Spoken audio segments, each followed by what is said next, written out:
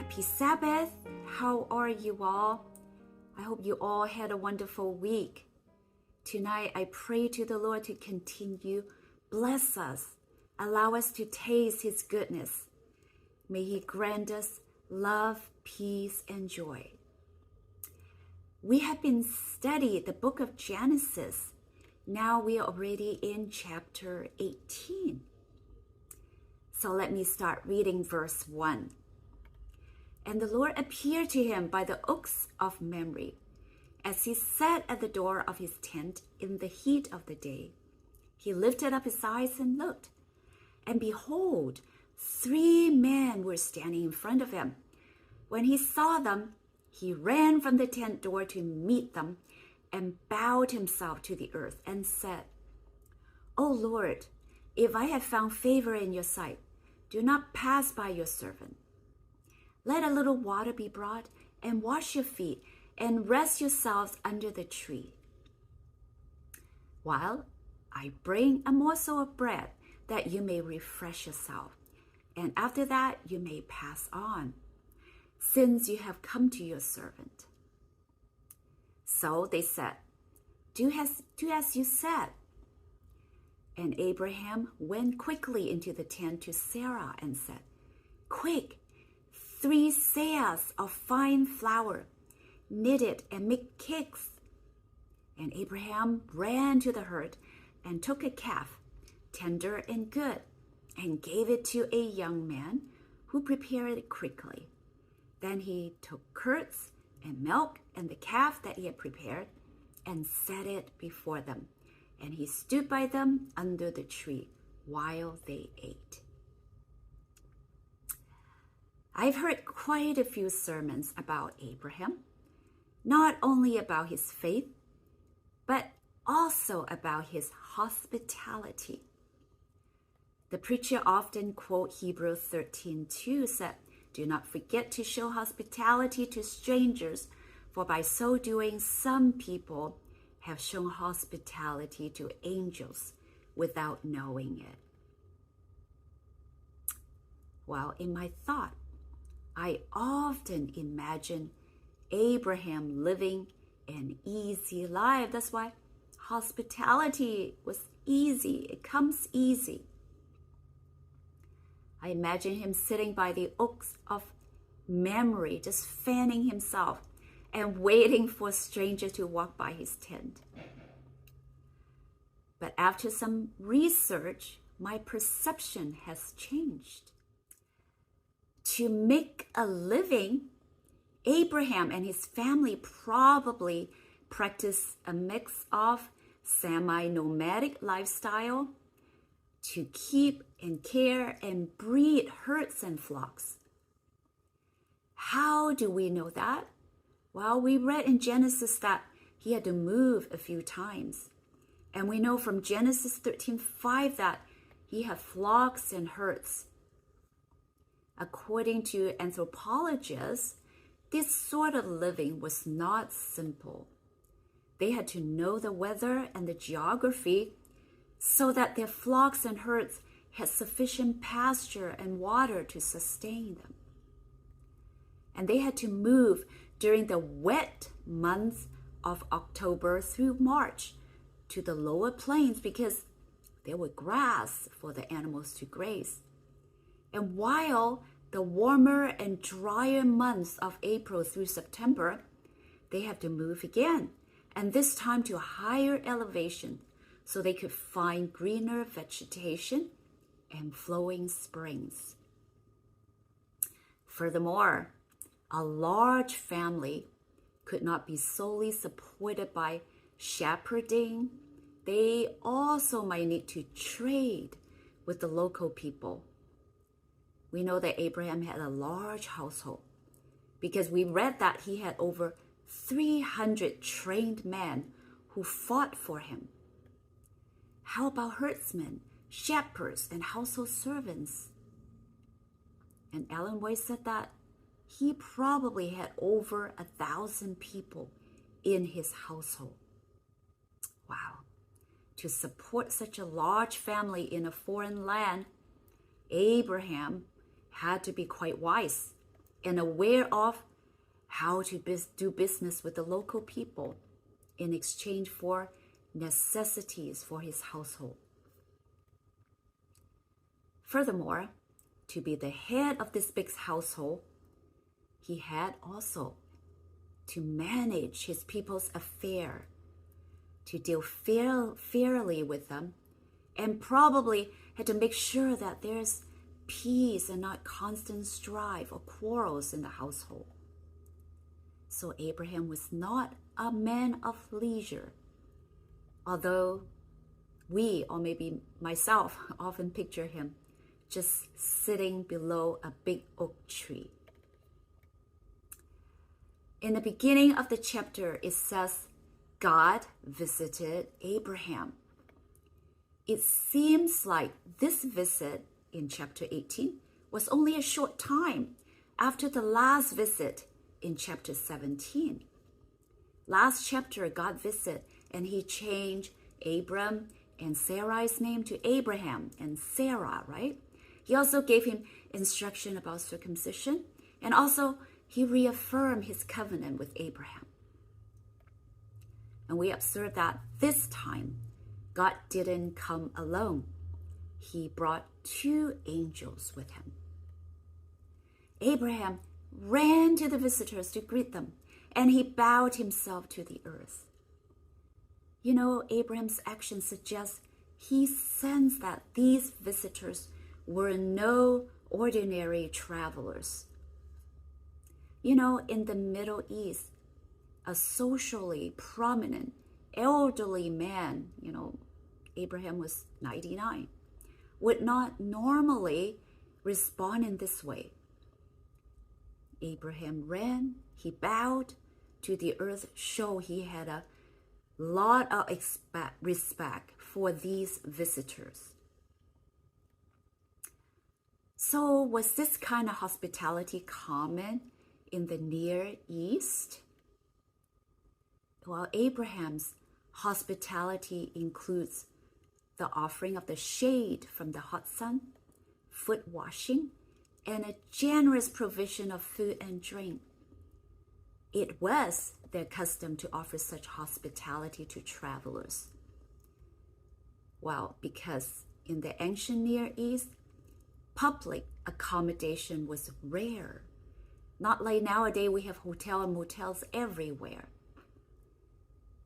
And this hospitality is necessary because the climate was very hot and dry in the summers. So, back to the story. Abraham told Sarah to prepare bread with 3 seah of fine flour. 3 seah was about 36 pounds, do you know that? Or 16 kilograms. The amount really reflects Abraham's generosity. He also offered fine flour, meaning this flour was from wheat rather than from barley, therefore of higher quality and more expensive. In Mesopotamia, 36 pounds of barley, a cheap grain, represent ration for a month for an adult.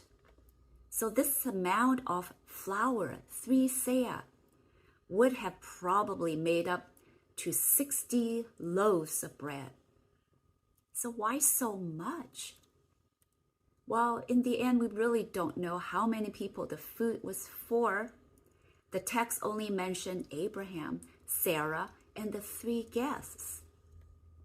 But we learned earlier that Abraham had a large household, right? Perhaps he also wants to offer to some of them, these treats. Besides bread, Abraham, remember, he offered choice, tender calf, curds, and milk. And the offer of fresh meat is extremely generous because it is not a normal component in their daily diet. Let's read on, starting verse 9. They said to him, "Where's Sarah, your wife?" And he said, "She is in the tent." The Lord said, "I will surely return to you about this time next year, and Sarah, your wife, shall have a son. and Sarah was listening at the tent door behind him. Now Abraham and Sarah were all advanced in years. The way of women has ceased to be with Sarah. So Sarah laughed to herself, saying, after I'm worn out and my Lord is old, shall I have pleasure? The Lord said to Abraham, why did Sarah laugh and say, shall I indeed bear a child, now that I am old? Is anything too hard for the Lord? At the appointed time, I will return to you about this time next year, and Sarah shall have a son. But Sarah denied it, saying, I did not laugh, for she was afraid. He said, no, but you did laugh. Both Abraham and Sarah laughed at God's promise of birthing a son when he was 99 years old, almost 100, and probably Sarah was 89, almost 90. Abraham laughed in chapter 17 when God told him that he will have a son by Sarah. And here in chapter 18, Sarah also laughed. Verse 11 said that Sarah's reproductive years have ended. Her menstrual cycles had stopped. In response to Sarah's laughter, God asked the most important question of faith. Is anything too hard for the Lord? Perhaps God asks the same question to us when we struggle to trust him. Let's read verse 16 now. Then the men set out from there, and they looked down towards Sodom. And Abraham went with them to set them on their way. The Lord said, shall I hide from Abraham what I'm about to do? Seeing that Abraham shall surely become a great and mighty nation, and all the nations of the earth shall be blessed in him. For I have chosen him, that he may command his children and his household after him to keep the way of the Lord by doing righteousness and justice, so that the Lord may bring to Abraham what he has promised him. Then the Lord said, because the outcry against Sodom and Gomorrah is great, and their sin is very grave, I will go down to see whether they have done altogether according to the outcry that has come to me. And if not, I will know.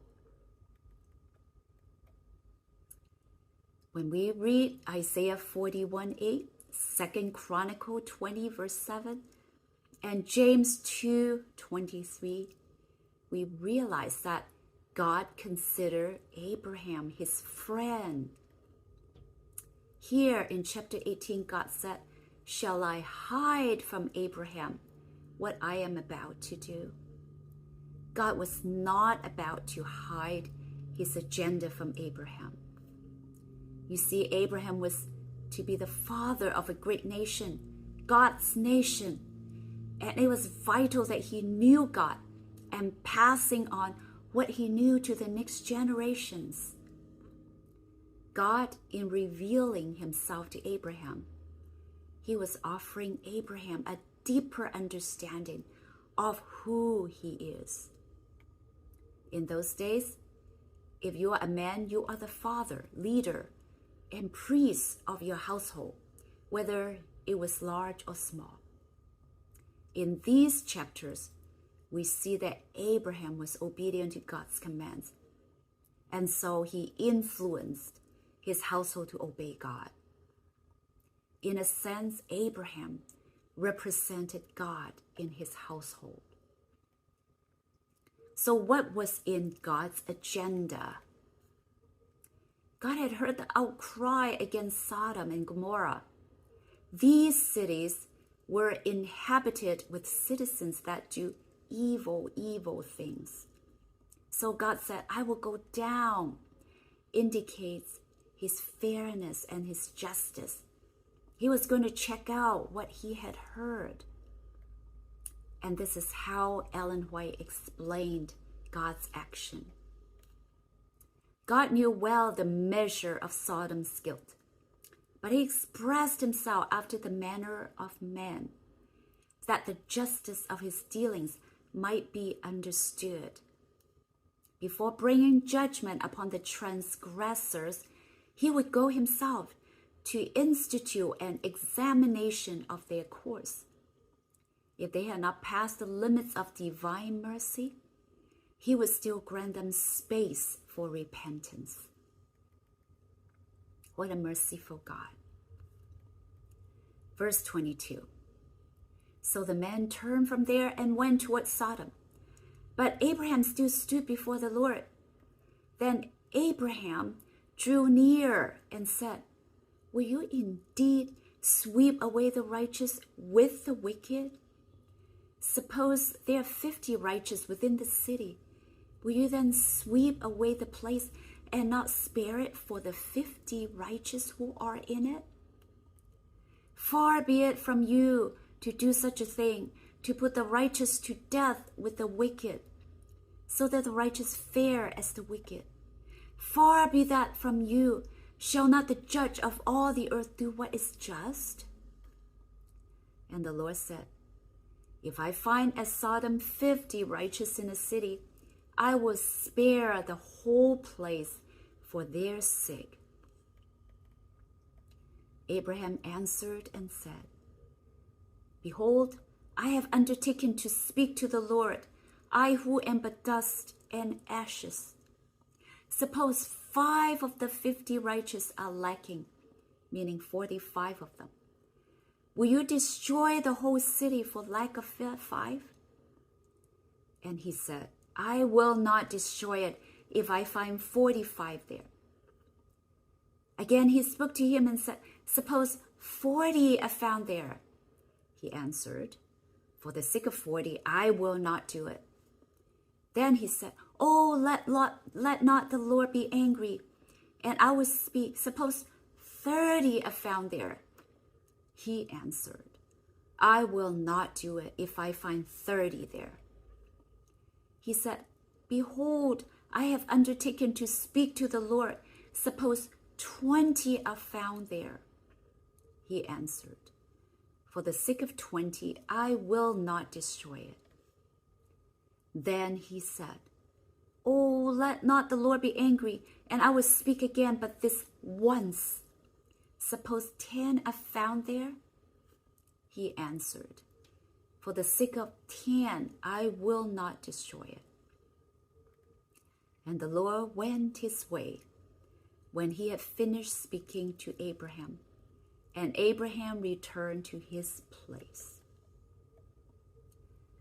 So 2 angels left to Sodom, and the angel of the Lord, some scholars said that it was Christ. So this angel of the Lord stayed with Abraham. Abraham interceded. He was concerned about the people in Sodom and Gomorrah, especially his nephew Lot, who was living there with his family. Abraham has saved his nephew and the inhabitants of Sodom once with his sword. Now he endeavored to save them by his prayer. Abraham appealed to the Lord's justice. With great respect and humility, he pleaded. There was no self-confidence, no boasting of his own righteousness. He didn't claim favor on the ground of his own obedience or of the sacrifices that he had made in doing God's will. Himself a sinner, he pleaded in the sinner's behalf. Abraham was showing a childlike confidence here. He was pleading as if he was pleading a loving father. Surely he is an example for us. He came close to the heavenly messenger and eagerly presented his sincere petition. Although Lot had become a citizen of Sodom, he didn't partake in the sin of its citizens. Abraham thought in that packed cities of Sodom and Gomorrah, there must have been other worshippers of the true God, and that's why he pleaded. He told the Lord, surely you wouldn't do such a thing if there were other righteous around. Abraham asked not just once, but many times. Sadly, there weren't even 10 righteous residents living there.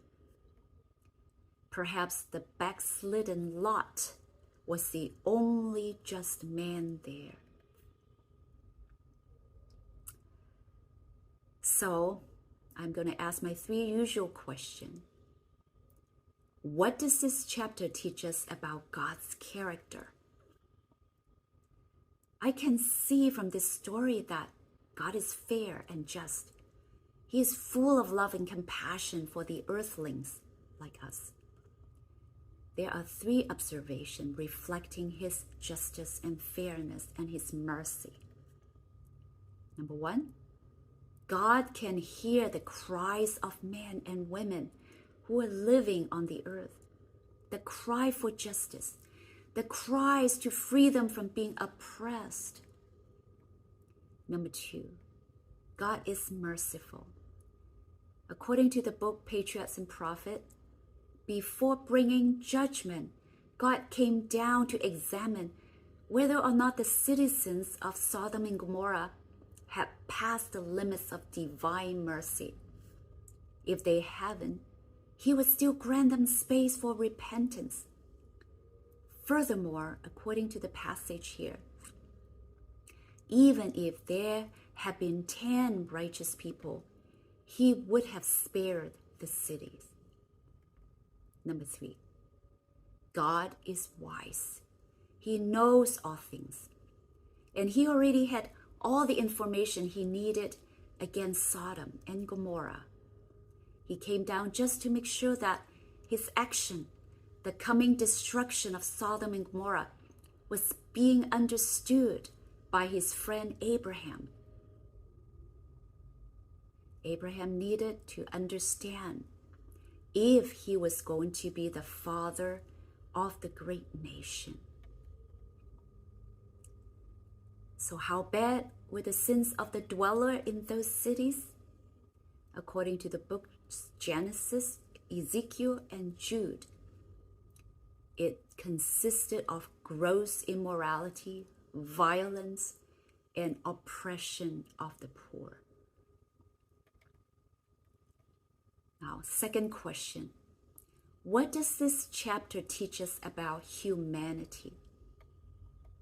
If men and women follow God's plan and design, our living conditions would be much better off in terms of peace, love, justice, even health. You see, in this passage, Abraham was close to God and obedient to his command. And as a result, we can see that his household was blessed with wisdom, productiveness, peace, and longevity. Third question.